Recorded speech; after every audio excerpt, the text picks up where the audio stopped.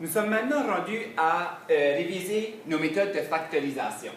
Donc, vous avez vu quelques méthodes de factorisation en 10e année. Donc, on va aller revoir ces méthodes-là et ajouter quelques techniques. Donc, la première chose à faire lorsqu'on factorise, c'est toujours de chercher pour un facteur commun. Donc, on a deux termes dans cette expression ici. Est-ce qu'il y a un facteur commun dans les deux termes? On a le facteur 2 et le facteur x. Si je sors le facteur 2x, qu'est-ce qui va me rester? Bien, le 4x au carré divisé par 2x, il va me rester 2x. Puis le moins 6x divisé par 2x, il va me rester moins 3. Donc, je viens de décomposer en facteurs. Donc, si je fais l'exemple C en premier, comme que j'ai fait en salle de classe, la première chose à faire, c'est de chercher pour un facteur commun. Ici, le 9x au carré, le 15x et le 6 se divisent tous par 3. Donc, j'ai le facteur commun qui est 3. Il va me rester 3x au carré moins 5x plus 2. Maintenant, on vérifie si le trinôme ici peut se factoriser. Donc, il faut faire 3 fois 2 qui fait 6. Et on a une somme de moins 5. Donc, nous sommes à la recherche de deux chiffres multipliés ensemble qui fait 6, additionnés qui fait moins 5. Les deux chiffres vont être moins 2 et moins 3. À ce moment-là, il va falloir décomposer le trinôme en 4 termes. Donc, le 3 qu'on a déjà factorisé reste là. Le 3x au carré, on le réécrit. Le moins 5x, je vais le réécrire en utilisant le moins 2 et le moins 3. Donc, ça va devenir moins 3x, moins 2x. Ces deux termes-là on fait moins 5x. Et je réécris le dernier terme qui est 2.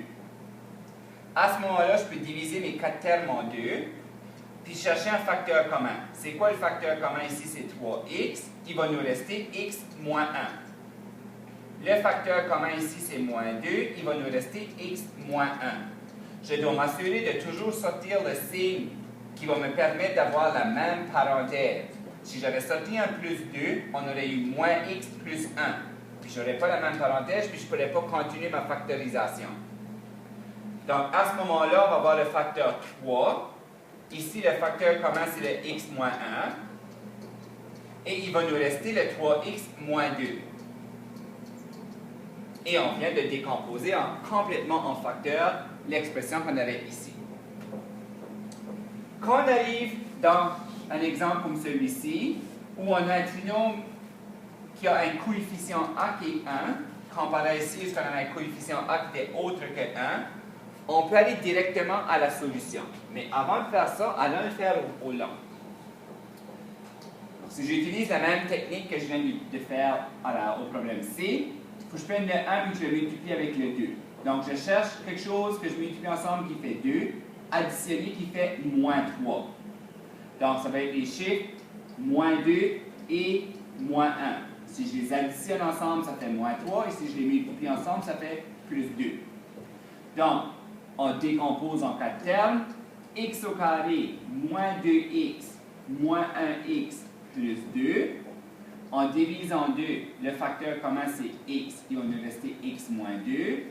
Le facteur commun ici, on n'a pas, donc ça va être 1. Mais je vais m'organiser pour sortir à moins 1 pour m'assurer d'avoir un x moins 2 qui va me rester. Donc, on finit par x moins 2 et x moins 1. Qu'est-ce qu'on remarque ici? C'est que les deux chiffres que j'ai utilisés pour décomposer, c'est les mêmes deux chiffres qui se trouvent dans ma solution. Ici, les deux chiffres que j'avais utilisés pour décomposer mon trinôme ne se retrouvent pas nécessairement dans ma solution. Donc, j'ai un travail à faire pour aller trouver ma solution complète, tandis qu'ici, j'aurais pu aller directement à la solution. Donc, on aurait pu écrire tout de suite que c'était x moins 2 puis x moins 1. Donc, parce qu'il n'y a pas de coefficient a devant, je trouve mes deux chiffres et mes deux chiffres se trouvent directement dans ma solution. Je n'ai pas besoin de le faire au long comme ça. Le quatrième exemple, c'est un deux termes. Lorsqu'on a deux termes, on cherche pour un facteur commun. Il n'y a pas de facteur commun. Donc, la deuxième méthode qu'on peut utiliser, c'est une différence de 2 carrés. Donc, premièrement, il faut que j'ai une différence. Donc, je vais avoir une soustraction entre mes deux termes. Donc, ça commence bien. Est-ce que les deux termes sont des carrés?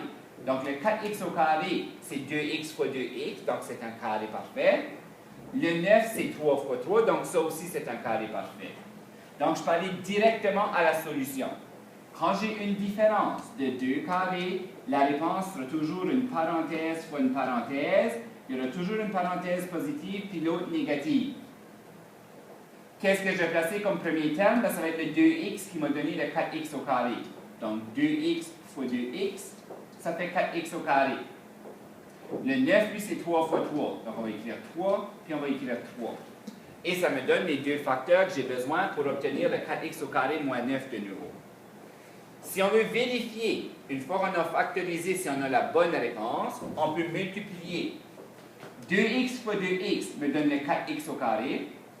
Le 2x fois le moins 3, ça donne moins 6x. Le 3 fois le 2x me donne plus 6x. Donc, les termes en x vont s'éliminer. Moins 6x plus 6x, ça fait 0.